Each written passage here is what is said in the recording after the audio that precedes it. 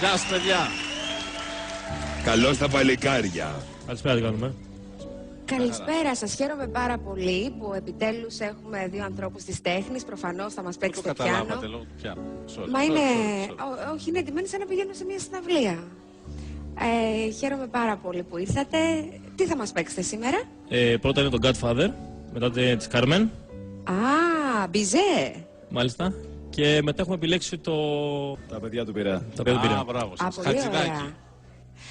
Άρα, όπως καταλάβατε, εσείς οι ακαλλιέργητοι, θα εμείς, ακούσουμε ένα Δεν τα κομμάτι έχουμε ξανακούσει. ακάτρεμα, γιατί έχουμε ένα πιάνο, θα μας παίξουν δύο κύριοι, οπότε προφανώς θα ακούσουμε ακάτρεμα. Συγγνώμη, αλλά δεν ταιριάζει με αυτό που θα πω. Είδω γύφτο στη γενιά του και αναγάλια στην καρδιά του. Σε βλέπω σήμερα ενθουσιασμένη. Τέλεια. Και πραγματικά ανυπομονώ να σας ακούσω. Εγώ περισσότερο από όλους. Ευχαριστούμε πάρα πολύ, να είστε καλά. Αρχίζουμε.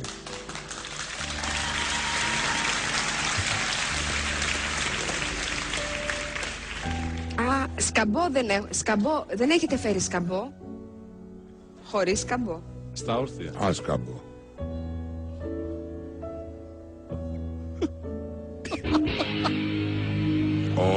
Τι κάνατε?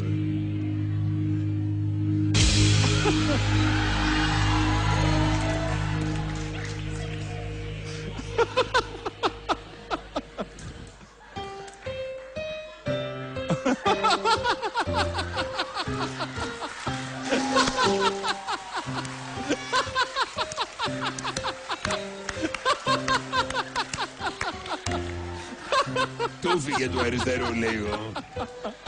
Τα χτύπησα.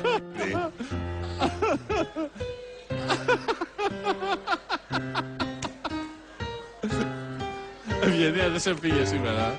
Ναι.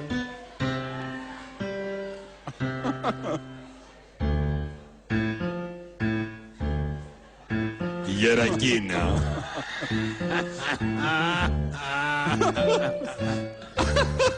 Χορεύεται.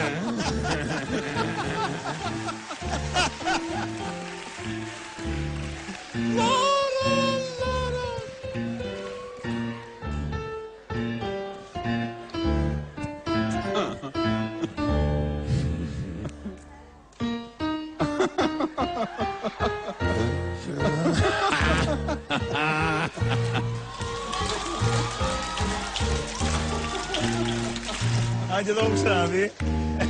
Έτσι στο YouTube, για να μην κοροϊδευόμαστε. Δεν πολύ καλό και εδώ.